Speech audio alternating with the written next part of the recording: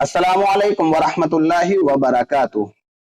दोस्तों, आज के इस दौर में बहुत तेजी के साथ इंग्लिश कल्चर नौजवानों के जहनों पर असरअंदाज है। आप देख रहे हैं कि हर जगह जहां भी आप चले जाएं, एयरपोर्ट चले जाएं, बस स्टैंड चले जाएं, होटल्स चले जाएं, रेस्टोरेंट चले जाएं, हर जगह आपको इंग्लिश कल्चर नजर आएगा। यही वजह है कि अब इन जगहों पर इंग्लिश कल्चर वाली टॉयलेट सीट्स भी लगा दी गई हैं, जिसमें खड़े होकर के पेशाब किया जाता है, और एक कुर्सी नुमा टॉयलेट सीट्स होती है जिस पर बैठा जाता है कुर्सी की तरीके पर, और फिर बड़े इस्तेंजे से फरागत हासिल की जाती है। ये हर जगह तकरीबन हर प्लेस पर मौजूद है।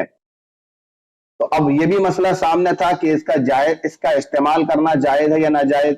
अगर कोई शख्स इसको इस्तेमाल करता है, यानी बैठ करके इस्तिंजा कर लेता है, तो वो पाक रहेगा या नापाक हो जाएगा, या किन हालतों में उसको इस्तेमाल कर सकते हैं, ये सारे के सारे मसले सामने आए हैं।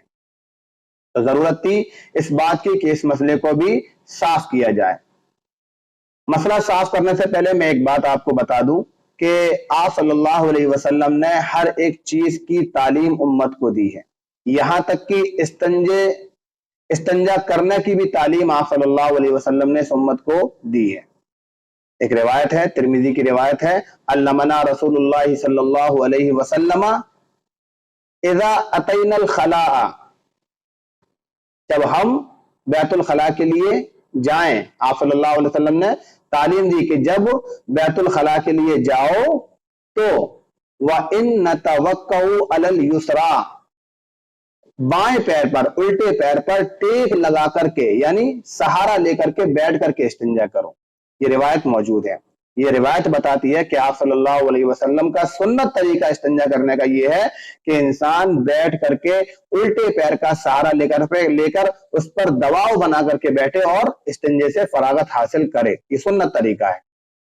जब ये सुन्नत तरीका है तो अब उम्मत मुस्लिमा के लिए हक भी यही है कि इसी सुन्नत तरीके पर इस्तिंजे से फरागत हासिल करे। लेकिन अगर कोई उज़्र है, कोई परेशानी है, कोई तकलीफ है, तो अब खड़े होकर के भी इस्तिंजा करने की इजाजत है। ये भी रिवायत के अंदर मौजूद है। ये भी रिवायत के अंदर मौजूद है। आप सल्लल्लाहु अलैहि वसल्लम का फरमान है कि खड़े होकर के पेशाब करना बगैर उज़्र के मकरूह है, और उज़्र के साथ कोई हर्ज नहीं है, कर सकते हैं।